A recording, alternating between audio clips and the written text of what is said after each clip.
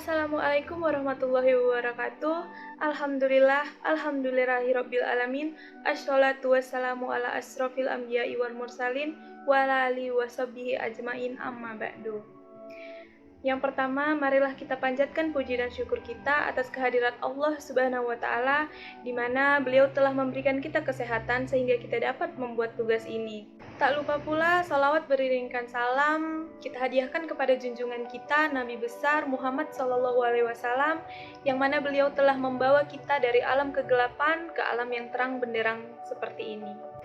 Yang saya hormati dosen kami, Pak Edo Putra, dan yang saya sayangi teman-teman sekalian. Kami dari kelompok 10 ingin menjelaskan materi kami tentang implementasi teologi Islam dalam kehidupan berbangsa dan bernegara. Saya Nur Hayati Nufus sebagai moderator, dan materi akan dibawakan oleh Solihin Ginting, dan materi akan dijelaskan kembali dengan tanya jawab oleh Rido Andira Wibowo dan Ramadita Fadianti. Menjelaskan implementasi teologi Islam. Di dalam Al-Quran terdapat sejumlah ayat yang mengandung petunjuk dan pedoman bagi manusia dalam hidup bermasyarakat. Ayat tersebut mengajarkan tentang prinsip musyawarah, ketaatan kepada pemerintah, keadilan persamaan, kebebasan beragama. Contoh implementasinya dapat ditemukan pada kasus dan membuat suatu skema dengan menunjukkan perkembangan Islam.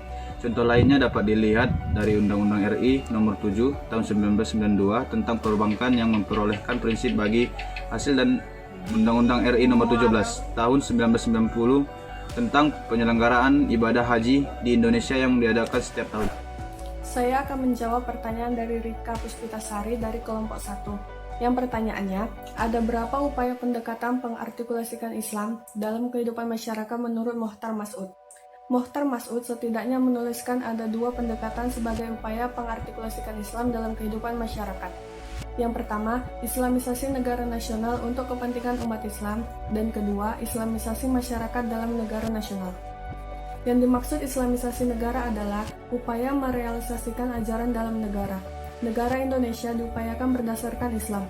Pandangan ini muncul karena melihat kenyataan kuantitas umat Islam memang menjadi umat terbanyak dan sudah sewajarnya bila hukum Islam dijadikan sumber hukum negara.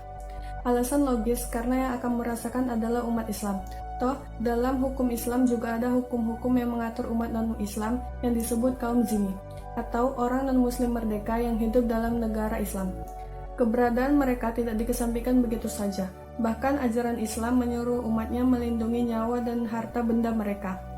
Dan kritik pun bermunculan ketika cara ini akan ditempuh karena dinilai cara ini terlalu diskriminatif. Mereka menyatakan kemerdekaan Indonesia tidaklah semata-mata diraih oleh umat Islam. Sekian dari saya, terima kasih. Assalamualaikum warahmatullahi wabarakatuh. Nama saya Rido Andira Wibowo dari kelompok 10. Saya akan menjawab pertanyaan dari Citana Aisyah Rili dari kelompok 6, yang mana pertanyaan adalah, agama sangat penting dalam hidup berbangsa dan bernegara. Lalu bagaimana cara kita untuk bisa menghormati dan menghargai sesama masyarakat yang berbeda agama? Nah, jawaban dari pertanyaan ini ialah sikap toleransi atau sikap toleran. Nah, lalu apa sih sebenarnya sikap toleran itu? Mari sama-sama kita lihat di KBBI. Sikap toleran yaitu adalah sebuah sifat atau sikap menenggang, yaitu berupa menghargai, membiarkan, membolehkan suatu pendirian.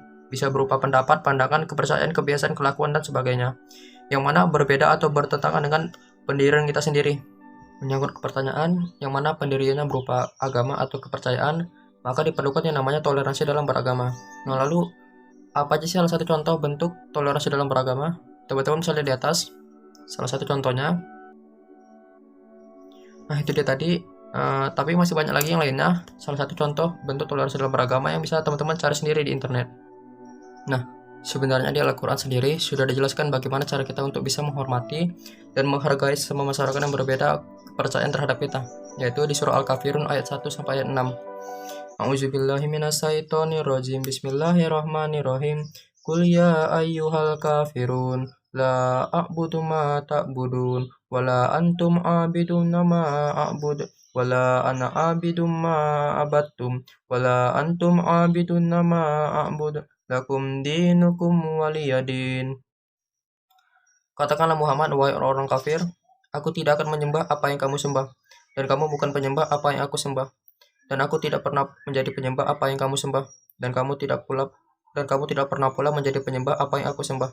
Untukmu agamamu dan untukku agamaku. Nah, jadi sikap toleransi di dalam Islam sendiri yaitu adalah membiarkan seseorang yang berbeda kepercayaan terhadap kita untuk mereka menjalankan kepercayaan mereka tanpa harus kita ikut campuri. Begitu pula sikap mereka terhadap kita. Mereka tidak boleh mencampuri urusan kepercayaan kita.